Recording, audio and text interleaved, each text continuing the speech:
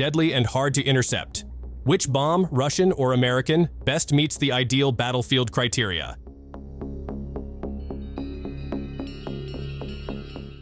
Bombs have been used by both sides, Russia and Ukraine, to target strategic sites, including command centers and vital infrastructure.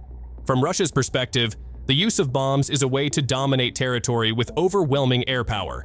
The bombs used often have a broader destructive impact, involving massive destruction. Ukraine pursues the same goal, especially by relying on Western bombs.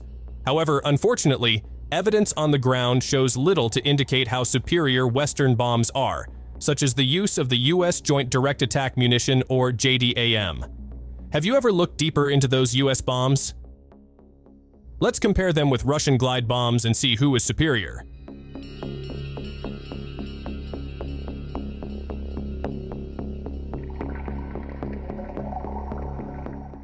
The Russian Ministry of Defense recently released some surprising news from their air defense forces. In just 24 hours, Russian forces successfully shot down 6 JDAM guided bombs.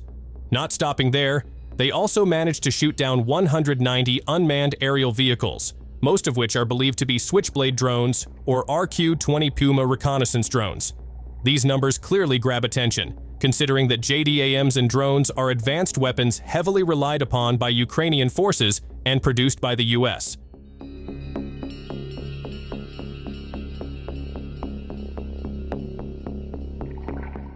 However, in the report, the Russian Ministry of Defense did not provide further details about the operational context behind this achievement.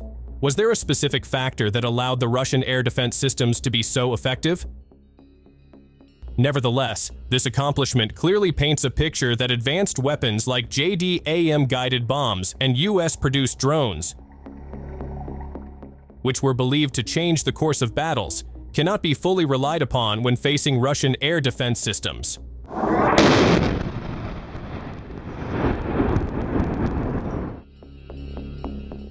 It is important to note that the JDAM, which was first delivered to Ukraine in early 2023, is a bomb designed to convert dumb bombs into smart weapons.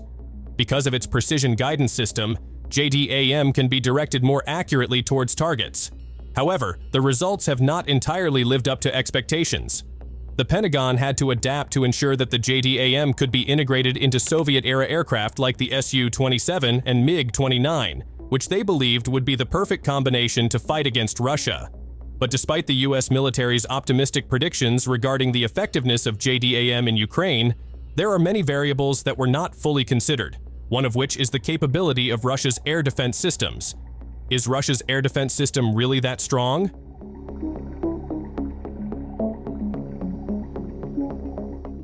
Bulgarian military analyzes this incident. Which Russian air defense system is most effective in facing such threats? Not all Russian air defense systems are the same, and each system has its strengths and limitations. Is it the S-300 or S-400? The most likely candidates that fit the situation are the Pantsir S-1 or Tor M2 systems. So, what about Russian bombs? Are they the same as US bombs?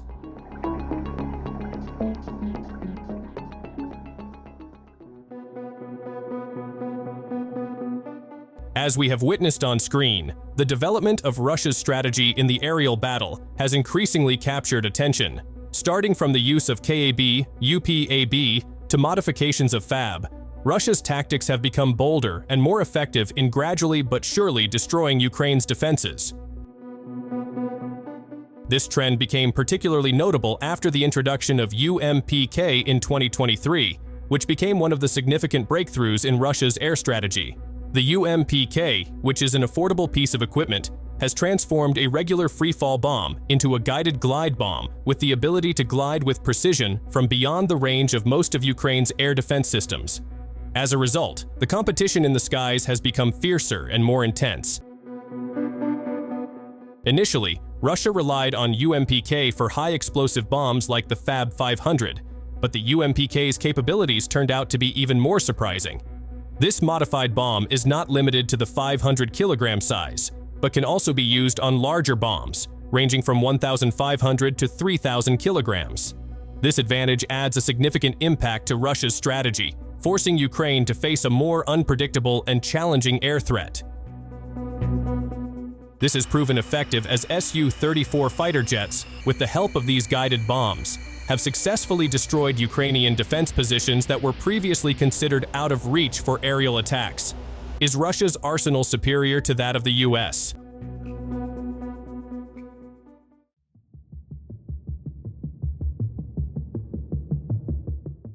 The range of Russian glide bombs, typically between 30 to 70 kilometers, is influenced by several important factors, including release altitude and the type of bomb used. The range often depends on the wings attached to the bomb, which significantly extend its glide range, allowing for longer and more precise strikes. On the other hand, although JDAMs also have a comparable range when equipped with wings, the original range of JDAMs is much shorter without the additional wings. Furthermore, the limitations of the Soviet-era aircraft used to launch JDAMs make these bombs less effective for attacking distant targets deep within Russian territory.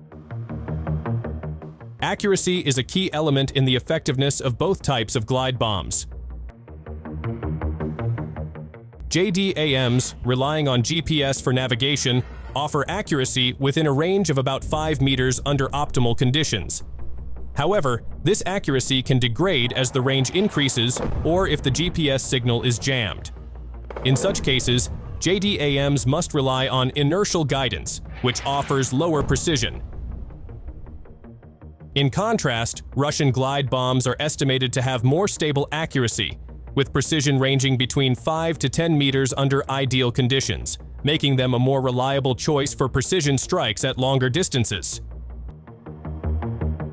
In terms of warhead strength, Russian glide bombs often offer a larger payload compared to JDAMs. This makes Russian glide bombs more effective for targeting fortified positions or infrastructure protected by strong defenses.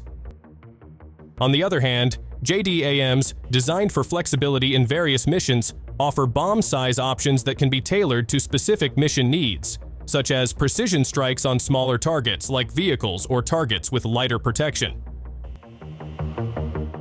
Do you have an opinion on US versus Russian glide bombs? That's all for today, and thanks for watching.